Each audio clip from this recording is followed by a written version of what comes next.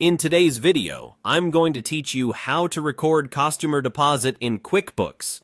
We'll walk through setting up a place to track the deposit, creating a related product or service, and then using it on an invoice so the deposit is properly recorded and easy to apply later.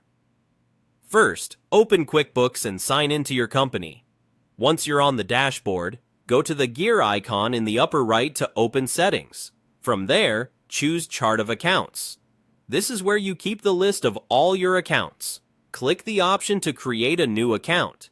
Give this account a clear name that references your customer or the purpose of the deposit so you can find it quickly later. Many businesses record deposits in a liability account because it's money you've collected but haven't yet earned. If that fits your workflow, choose a liability type that aligns with deposits. Set a concise detail type and add a brief description so your team knows how and when to use it. Save the new account. Next, head back to the gear icon and select Products and Services.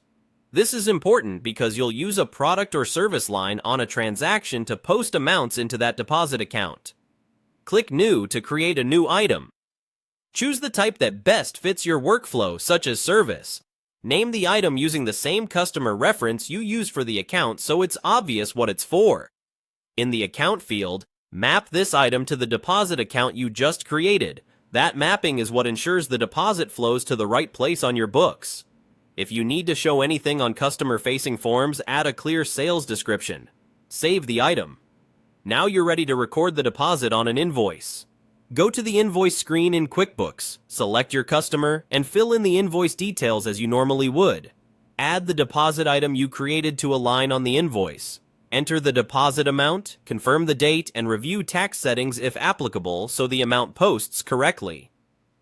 If you use terms, add them here and include a note in the message or memo to indicate that this line represents a deposit. When everything looks right, save the invoice. That's it. You've created a dedicated account, linked a product or service to it, and used it on an invoice to record the deposit accurately.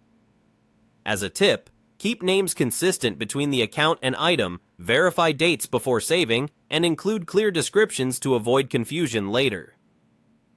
When you complete the job or deliver the product, you can apply that recorded amount against the final billing to finish the process cleanly.